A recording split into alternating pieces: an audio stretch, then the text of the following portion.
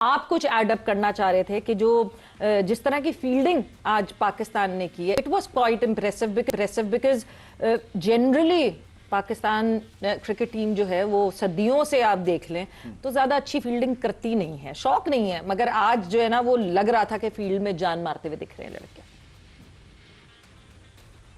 कुछ टाइम से हम देख रहे हैं काफ़ी जान मार रहे हैं और वाकई हम लोग काफ़ी इसमें लैग कर रहे थे। दूसरी बात ये कि देखिए ये इंडिविजुअल पे बड़ा डिपेंड करता है। आपका कोच आया लेके गया आपको, हम तो यही करते थे कि हम, क्योंकि हमें फील्डिंग का बहुत शौक था, ऑनेस्टली क्लब क्रिकेट में भी खेलते थे तो फील्डिंग का शौक था, तो सिर्फ आपको कितनी देर कराएगा, वो ले जाके करा देगा।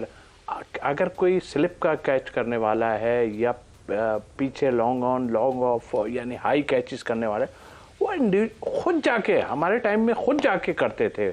हमें ज़रूरत होती थी हम खुद जाके जो है वो 20 कैच फेंक दो, 30 कैच फेंक दो, ये तो अभी शायद। और फिर जहाँ तक आपने कहा कि बहुत ज़रूरी है, तो आपने देख लिया वो जो कैच छूटा है फ़हीम का, तो ख़त्म हो गया। तो यही एक चीज़ है जो हमें नज़र आती है कि अगर आप इसमें मेहनत नहीं करेंगे, और ये अपनी मेहनत से ज़्यादा होता है, वरना फिर यही होगा कि आप इस शॉर्ट फॉर्मेट में 1-2 कैच आपके गिरे, बस ख़त्म हो गया उसका खेल। तो आई थिंक मेरा कैच भी गिरते हैं, ऐसा नहीं है, बट पाकिस्तान ने बहुत इम्प्रूव किया है। और ख़ास तौर पे जो बाबर ने जो कैच किया है, हाजिर दिमागी देखिए कि 7 फील्डर भागता चला गया है, यही होता है। एंड देन मतलब शाहीन, और जब उसने किया, ये टाइम आता है, प्रैक्टिस भी इसकी होती है, ऐसा नहीं है, लेकिन इस एक्स्ट्रा ऑर्डिनरी मैं समझता हूँ। तो पाकिस्तान ने फील्डिंग में जो है बहुत इम्प्रूव किया है पिछले मेरे ख्याल है 4-6 महीने से हम देख रहे हैं। बिल्कुल, वो पेयर अप कॉमराडरी की जो आप बात कर रहे हैं, उसके लिए अंडरस्टैंडिंग टीम की होना बहुत जरूरी है, और वो अंडरस्टैंडिंग आज हमें फील्ड में दिख रही थी। दो कि ठीक है लैप्सेस हुए, और लैप्सेस जो हुए लाला, बैटिंग के लैप्सेस की जो मैं आपसे अगर पूछना चाहूं कि अब क्या क्या किस किस चीज पे, एक तो या तो आप ये डिसाइड कर लें कि बाबर आजम एंकर बन के खड़े रहेंगे और उनके इर्द गिर्द सब तेज खेलेंगे, या तो आप ये डिसाइड कर लें कि वो पता नहीं स्क्वाड में है तो क्या बेंच पे बिठा सकेंगे। बिकॉज सलमान अली आगा ने प्री मैच प्रेस कॉन्फ्रेंस में कहा था कि अगर टीम की रिक्वायरमेंट है तो क्या फखर जमान या क्या बाबर आजम, सीनियर प्लेयर्स बिल्कुल हैं, इनकी बहुत सारी सर्विसेज हैं पाकिस्तान के लिए, मगर अगर टीम की रिक्वायरमेंट होगी तो इनको बेंच पे भी बिठाया जा सकता है। क्या डिसाइड करें, क्या करना चाहिए, बिकॉज ये एक लूप होल है पाकिस्तान टीम में, यहां पे आके सारी मेहनत जाया हो जाती है जो ओपनर्स मोमेंटम सेट करके जाते हैं। अच्छा जी सवेरा जी, बात यह है कि आपको ये सारी चेंजेस जो है वर्ल्ड कप के बीच में नज़र आ रही है। उससे पहले कि आपने 33, 34, 35 T20 मैचेस नहीं खेले वर्ल्ड कप से पहले, बिल्कुल। मतलब आपने होमवर्क किया ही नहीं, और आप वर्ल्ड कप के बीच में अब आप ये समझ रहे हैं कि ये बैठ सकता है या ये खेल सकता है, ये प्लान होना चाहिए। नहीं, सारी टीमें होमवर्क करके जाती है। 22-25 तक तो बाबर सारी नहीं टीम को, सारी टीमों के पास 2 प्लान लाजमी होते हैं कि एक होता है कि पिचेस को देखते हुए ये टीम खेलेगी, अगर रिक्वायरमेंट हुई कि पिच के अंदर थोड़ा टर्न हुआ, ग्रिप ले रहा है, तो स्पिनर बढ़ा दिए जाते हैं, और according to that situation, that condition, अब बॉलर उस पे फिर कोचेस के साथ मिलकर होमवर्क किया जाता है। हमारा प्रॉब्लम ही यही शुरू से रहा है कि हमें पता ही नहीं होता आखिर तक कि किसने ओपन करना है, कौन नहीं करेगा, कौन किधर खेलेगा।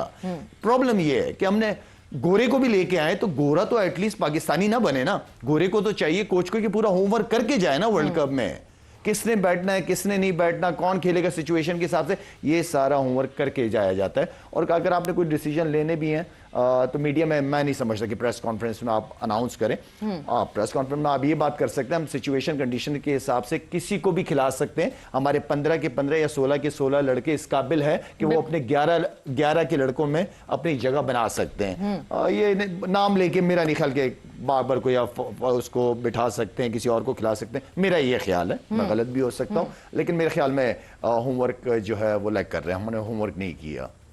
इतने सारे मैचेस गुजरने के बाद भी अगर तौसीफ साहब ये हम कहें कि होमवर्क ही नहीं हुआ हुआ, क्योंकि ऑब्वियसली हमें बिट्स एंड पीसेस में कभी कहीं कोई पजल का पीस जुड़ता हुआ दिख रहा है, तो कभी कहीं कोई पजल का पीस जुड़ता हुआ दिख रहा है, तो फिर इतने टाइम हमने किया क्या? देखिए एब्सोल्युटली राइट, शाहिद ने जितनी बातें की है, बात ये नहीं है हमारे, अगर आप कोच की आप बात करें, गोरे की बात कर रहे हैं, देखिए हमारा माहौल कुछ इस तरह का है कि गोरा आता है ना, तो उसके बाद वो देखता है कि मुझे किस किस को अपने साथ पहले पकड़ना है, उसमें एक सिलेक्शन कमेटी में एक होता है, उसको देखता है, फिर कप्तान को देखता है, यानी टीम में जो पावरफुल लोग हैं उनको देखता है, और उसके बाद जो है वो कहता है ये हमारा बना हुआ है, हमारे यहाँ बना हुआ है ये सिलसिला। हालांकि गोरा इन चीज़ों को मानता नहीं है, बहुत सी चीज़ों में मैंने देखा है गोरा नहीं मानता समटाइम, तो एक उस पर चलता है। बट आई थिंक ये कह देना कि मतलब झिझक किस चीज़ की है कि अगर मैंने इस दिया तो फिर क्या होगा, ये हो जाएगा, वो हो जाएगा। ओ भाई, ऐसे नहीं क्रिकेट चलती। हमें बाहर से ज़्यादा इंस्ट्रक्शन आना शुरू हो गई हैं कि भाई क्यों नहीं बिठा सकते आप किसी को, यार हमने देखा है, और टीम के लिए जो अच्छा होगा वही है। अब हम बात करने लगते हैं कि इसको यहाँ ले जाओ, आप एडजस्ट नहीं करो, एडजस्ट करने का फायदा नहीं है। एडजस्ट करोगे आप तो ये हाल आपका होगा।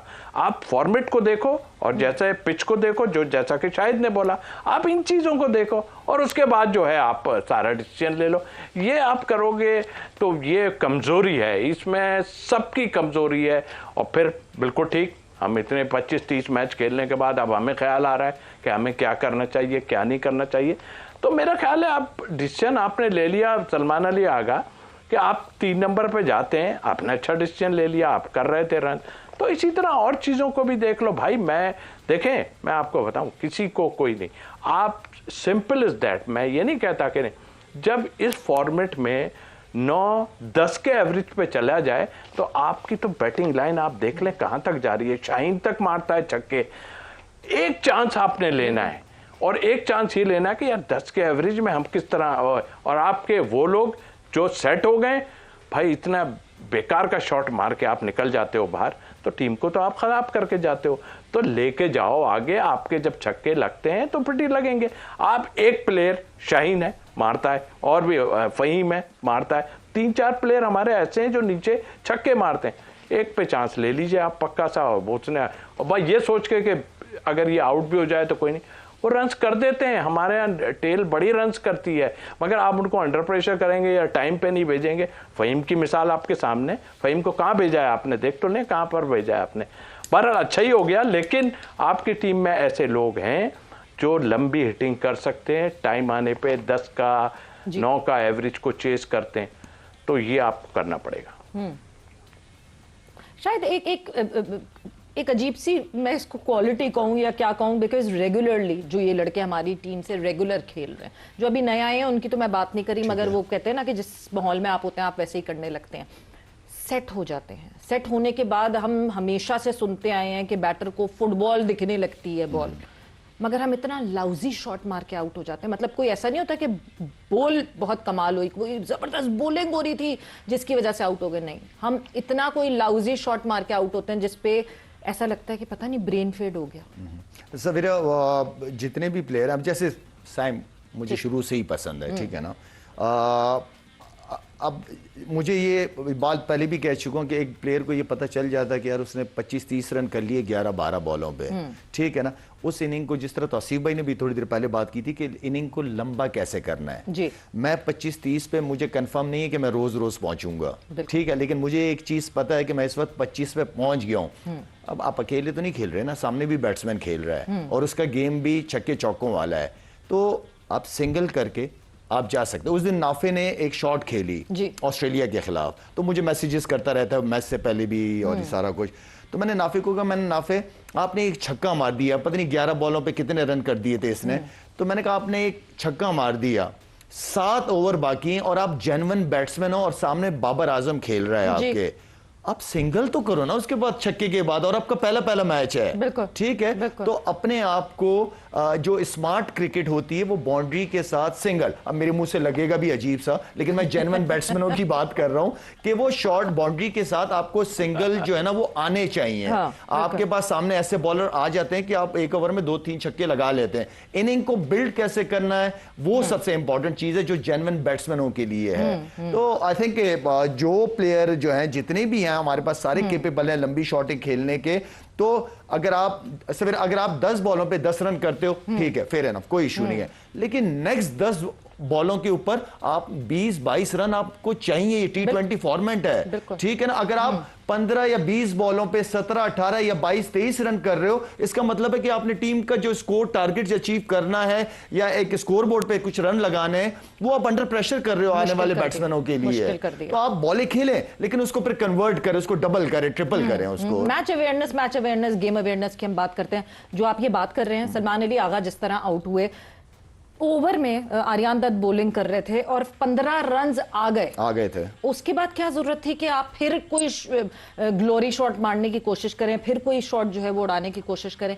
ये गेम अवेयरनेस, ये किस तरह, ये क्या इंजेक्ट किया जाए प्लेयर्स में? ये किस तरह गेम अवेयरनेस पैदा की जाए? बड़ी बैट्समैनों के लिए ना ये एक ऐसी सिचुएशन होती है कि आपने अपने ऊपर कंट्रोल भी करना था कि मैंने यार 10-15 रन ले लिए, ठीक है ना, 15 रन ले लिए, आप जेन्युइन बैट्समैन भी हो, कप्तान भी हो, हाँ मुझे बॉल मेरे एरिया में मिलेगा तो नहीं छोड़ूंगा, बिल्कुल जबरदस्ती नहीं करूंगा, ठीक है। वो भी बॉलिंग करने आया हुआ है ना, वो कोई, मेरा मतलब है कि वो भी किसी प्लान के तहत ही आया होगा ना, वो हर बॉल पे छक्का चौके खाने तो नहीं आया होगा।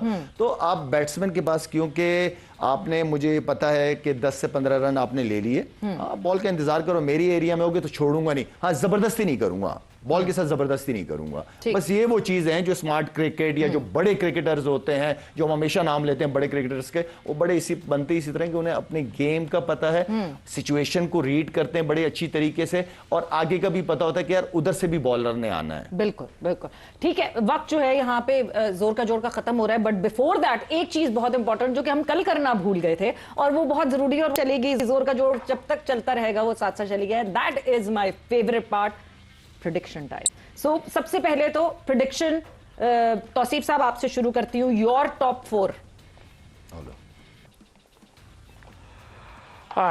देखिए, मेरे हिसाब से कि पाकिस्तान खराब जरूर खेला है अपनी जगह, बट पाकिस्तान को मैं फर्स्ट रखूंगा, जरूर रखूंगा। इसके अलावा मैं न्यूजीलैंड रखूंगा, इंग्लैंड को रखूंगा, और फिर इंडिया का नाम लूंगा, मैं जरूर लूंगा। अच्छा खेल रहे हैं तो जरूर वो आ सकते हैं। हाँ बिल्कुल, जो परफॉर्मेंसेज हैं उस पर बिल्कुल, जिस तरह कल अंडर 19 इंडिया ने जीता, it was commendable. Coming towards you Shahid ji, मेरी तरफ से जी प्रेडिक्शन बड़ा मुश्किल काम है, लेकिन खैर कर देते हैं। पाकिस्तान इंडिया, श्रीलंका पे भी जाऊंगा मैं, और साथ में मैं जाऊंगा इंग्लैंड। ठीक है जी, ये दोनों के टॉप 4 हैं। एंड आज का, क्योंकि पाकिस्तान का मैच तो ऑब्वियसली दोनों ने पाकिस्तान चुनना था, एंड पाकिस्तान की जीत हुई। अगले 2 matches, West Indies Scotland and then India and USA, your teams. मैं फर्स्ट जो है वो जाऊंगा आपका वेस्ट इंडीज के साथ, ठीक, और दूसरे यूएसए का मैच किससे? India USA. इंडिया के साथ। ठीक, तौसीफ साहब, योर प्रेडिक्शन। सेम, 2020 का भरोसा नहीं, लेकिन सेम, ये तो हमारा मैच था ना, इसलिए थोड़ा सा आगे पीछे हुआ। आई थिंक 2020 में जो है ना, थोड़ा सा टीम जो अच्छी है ना, उसको एज तो देना पड़ेगा, तो सेम जो शाहिद ने कहा है।